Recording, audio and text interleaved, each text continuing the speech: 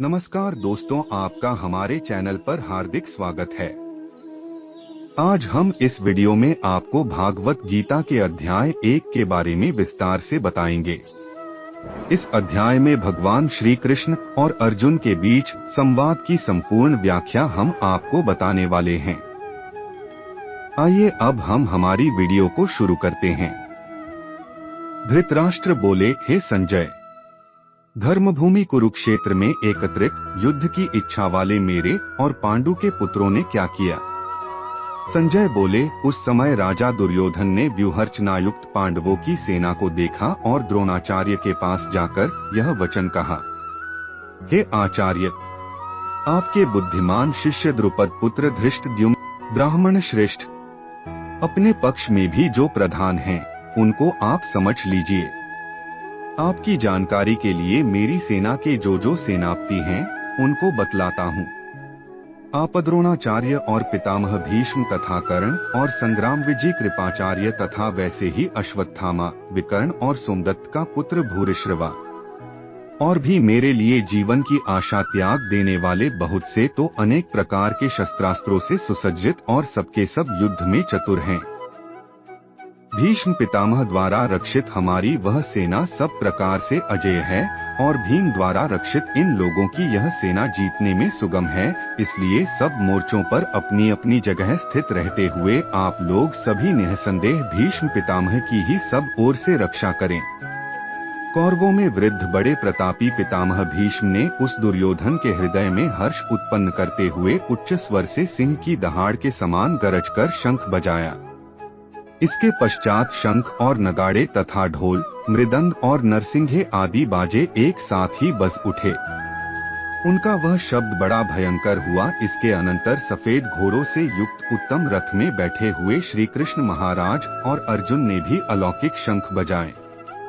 श्री कृष्ण महाराज ने पांचजन्य नामक, अर्जुन ने देवदत्त नामक और भयानक कर्म वाले भीमसेन ने पौंड्र नामक महाशंख बजाया। कुंती पुत्र राजा युधिष्ठिर ने अनंत विजय नामक और नकुल तथा सहदेव ने सुघोष और मणिपुष्पक नामक शंख बजाए।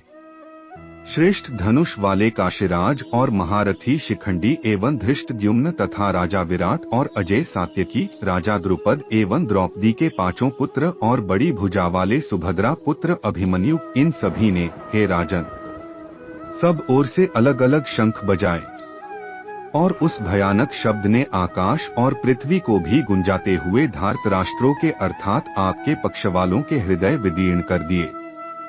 हे राजन, इसके बाद कपिध्वज अर्जुन ने मोर्चा बांधकर डटे हुए धृतराष्ट्र संबंधियों को देखकर उस शस्त्र चलने की तैयारी के समय धनुष उठाकर ऋषिकेश श्री कृष्ण महाराज से यह वचन कहा, हे अच्युत, मेरे रथ को दोनों सेनाओं के बीच में खड़ा कीजिए और जब तक कि मैं युद्ध क्षेत्र में डटे हुए युद्ध के अभिलाषी इन विपक्षी योद्धाओं को भली प्रकार देख न लूं कि इस युद्ध रूप व्यापार में मुझे किन किन के साथ युद्ध करना योग्य है, तब तक उसे खड़ा रखिए।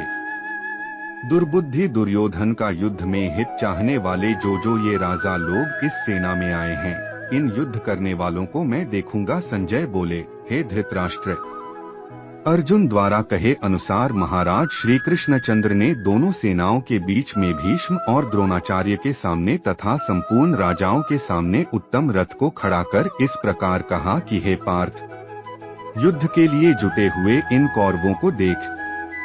इसके बाद पृथापुत्र अर्जुन ने उन दोनों ही सेनाओं में स्थित ताऊ चाचों को, दादों परदादों को, गुरुओं को, मामाओं को, भाइयों को, पुत्रों को, पौत्रों को तथा मित्रों को, ससुरों को और सुहृदों को भी देखा। उन उपस्थित संपूर्ण बंधुओं को देखकर वे कुंती पुत्र अर्जुन अत्यंत करुणा से युक्त होकर शोक करते हुए यह वचन बोले। अर्जुन बोले, हे कृष्ण, युद्ध क्षेत्र में डटे हुए युद्ध के अभिलाषी इस स्वजन समुदाय को देखकर मेरे अंग शिथिल हुए जा रहे हैं और मुख सूखा जा रहा है तथा मेरे शरीर में कंप एवं रोमांच हो रहा है। हाथ से गांडीव धनुष गिर रहा है और त्वचा भी बहुत जल रही है तथा मेरा मन भ्रमित सा हो रहा है, इसलिए मैं खड़ा रहने को भी समर्थ नहीं हूँ। हे केशव, मैं लक्षणों को भी विपरीत ही देख रहा हूँ तथा युद्ध में स्वजन समुदाय को मारकर कल्याण भी नहीं देखता है। कृष्ण, मैं न तो विजय चाहता हूँ और न राज्य तथा सुखों को ही। हे गोविंद, हमें ऐसे राज्य से क्या प्रयोजन है अथवा ऐसे भोगों से और जीवन से भी क्या लाभ है। हमें जिनके लिए राज्य, भोग और सुखादि अभीष्ट हैं, वे ही ये सब धन और जीवन की आशा को त्याग कर युद्ध में खड़े हैं। गुरुजन, ताऊ चाचे, लड़के और उसी प्रकार दादे, मामे, ससुर, पौत्र, साले तथा और भी संबंधी लोग हैं। हे मधुसूदन, मुझे मारने पर भी अथवा तीनों लोकों के राज्य के लिए भी मैं इन सबको मारना नहीं चाहता, फिर पृथ्वी के लिए तो कहना ही क्या है। हे जनार्दन, धृतराष्ट्र के पुत्रों को मारकर हमें क्या प्रसन्नता होगी। इन आत्ताइयों को मारकर तो हमें पाप ही लगेगा। अतएव हे माधव, यद्यपि लोभ से भ्रष्ट चित्त हुए ये लोग कुल के नाश से उत्पन्न दोष को और मित्रों से विरोध करने में पाप को नहीं देखते, तो भी हे जनार्दन, कुल के नाश से उत्पन्न दोष को जानने वाले हम लोगों को इस पाप से हटने के लिए क्यों नहीं विचार करना चाहिए। कुल के नाश से